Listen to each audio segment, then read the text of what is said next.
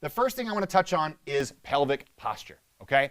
So pelvic posture is big because oftentimes people either have this type of posture, which is a kyphotic posture, or a lordotic posture. So kyphotic is this. It's more of a rounded pelvis like this, a little bit more of a rounded upper back, okay? And if you have kyphotic posture, there's a high likelihood you have tight hamstrings, okay? And I'm going to show you two of my favorite ways to stretch the hamstrings. The second type of pelvic posture is lordotic, or this anterior pelvic tilt. You might have heard it talk. I'm over-exaggerating this motion, but this is usually people with tight hip flexors. Can often happen because we sit a lot or because we're protecting our pelvic region with the strength of those muscles. So I'm going to show you some stretches to loosen those up as well. Now, mark which one feels like the best fit for you. If you have more of this posture, you're going to be doing the hamstring stretches. If you do more of this posture, you're going to be doing the hip flexor stretches, okay?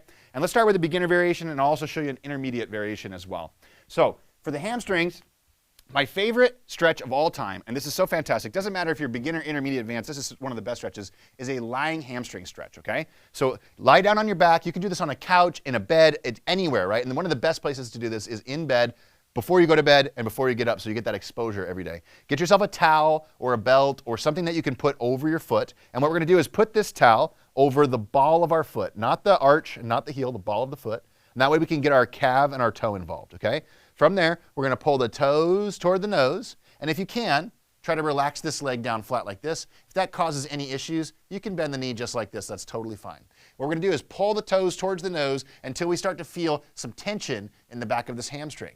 And once we find that tension, we take that big belly breath in, and we go, ah, and as we relax, we pull a little bit deeper. Now, what's really important about this particular stretch is to not go to 100%. All right, that's going to be a rule that you should probably follow for all these stretches. Don't pull to 100%. Watch what happens. When you pull to 100% intensity, meaning like I want to get out of this stretch, what happens? The muscles don't relax, they tense. And we don't want the muscles to tense, we want the muscles to relax. So go to 85% of your intensity. So, ooh, that doesn't feel good, but I can hold it. Take a couple deep breaths, and try to focus on relaxing the muscles. And once you feel that 85% turn into 70%, then you can pull the leg up a little bit more, and you'll gain a little bit of flexibility, okay? This is good, so switch sides. If you can do this with a towel, you might be able to reach all the way up and grab with your hand. So the way to gauge progress in this is to slowly work your way up the towel until you can grab your foot with your hand, and then we can try to relax the body, and we get a deeper stretch because we're pulling that leg up significantly higher, all right? So this is a different variation, more intermediate variation. So pick the one that feels right for you as long as you have that kyphotic posture.